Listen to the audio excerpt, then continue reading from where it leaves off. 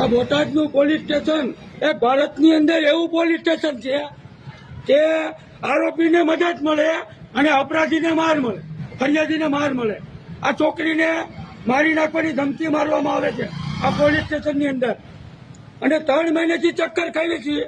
હજી અમારી દવા પીવાની નકલ પણ આપવામાં નથી આવતી. જેટલી ફરિયાદો છે એની એકઈ નકલ આપવામાં આવતી નથી. અંદર બધા કેમ દારૂ પીને બેઠા હોય એવું વર્તમાન કરે છે અમારી યારે. બરોબર? એટલે જો મને નકલું નહીં આપવામાં આવે તો હાઈકોર્ટમાં મેં અરજી કરેલી છે.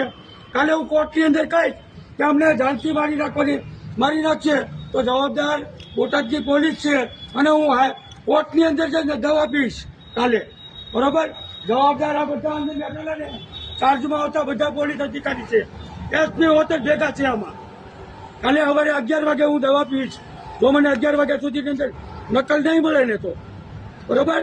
અને ફરિયાદીને જેટલા પોલીસને સાચવવા એટલા સાચવી લે. હું એના બાપ પાસેથી લઈ આવીશ, મારામાં તાકાત છે લઈ આવવાની. જેલમાં ન લખાવું તો કણજરિયાના બેટનો નહીં, હું હથવારાનો છોકરો નહીં. એને પોલીસને જેમ સાચવવા હોય એમ સાચવી લે અપરાધીને. કેટલાક પૈસા પોલીસને આપે છે અપરાધી, એ પોલીસ આટલું બધું એને ઘરે જઈને બિરયાની આપી આવે છે. રોજ પોલીસ વાળા નોકરી જેમ કે તમે બિનદાસ્તી કરો, ભલે ઓલો તમને ગાંડા ઘોડાયેલા હવે. કેટલાક પૈસા આપ્યા ખરાડી સાહેબની પાસે? હે, ખરાડી સાહેબને કેટલાક પૈસા આપી દીધા છે ઓલા લોકોએ? કેટલા આપ્યા તમને અંદાજ હોય ને? આપ્યા જ હોય ને. આજે બીજી ફરિયાદ કરી એના હાથથી થયા. આરોપીને એક કઈને નથી પકડતા. ખરાડી સાહેબ બસ આરામ જ છે, આરામ જ કરવો જ કરો. માલ મળી જાય એટલે બસ ઘણું. ચાલો રેડી.